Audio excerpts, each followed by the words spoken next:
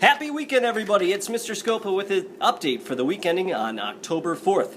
To let you know, there's a letter coming home today. It is the letter from Edmodo, and on that letter, there's a nice little line right here, and on that line will be your parent code to get the information about logging into Edmodo and creating your own parent account. That way you can send messages to your son or daughter on there. You can see messages from me to your son or daughter on there. You can see grades of things that are put in, and just kind of keep track of what's going on here in class through Edmodo. Also, some of you got a trifold packet of information from the nurse this week. That's some required information that does need to come back. I think it has something to do with your son or daughter's physician and the information from there. So if you got one of those, please make sure to get that back as soon as possible.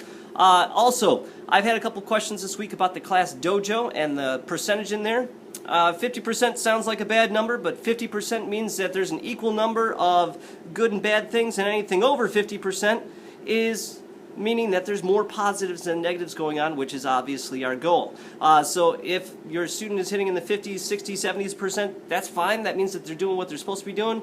If they're hitting it in the 80s or 90s or 100%, that means that they're doing awesome, and they're always doing what they're supposed to be doing if they hit that 100%. For whenever I'm using that. If the number dips below 50%, that's when we're going to start to have issues.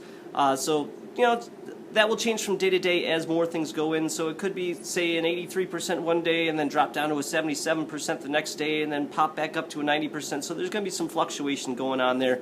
Don't worry about that. Again, anything over 50%, that's A-okay. To let you know, we've been working a lot with the Iroquois, so feel free to ask your son or daughter about the information that they've learned about the Iroquois, the people at the Longhouse. That's a major focus of what we've been doing here for our ELA and social studies work right now. And for writing, we've got a whole bunch of things coming up.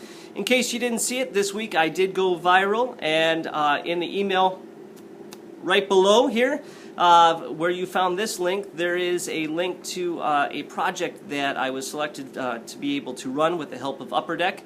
There's a link to their blog there and what the project actually will be, so that kind of gives you a little bit of a heads up of a fun project that's going to be coming up. With that, I hope you have a good weekend, and we'll see you next week.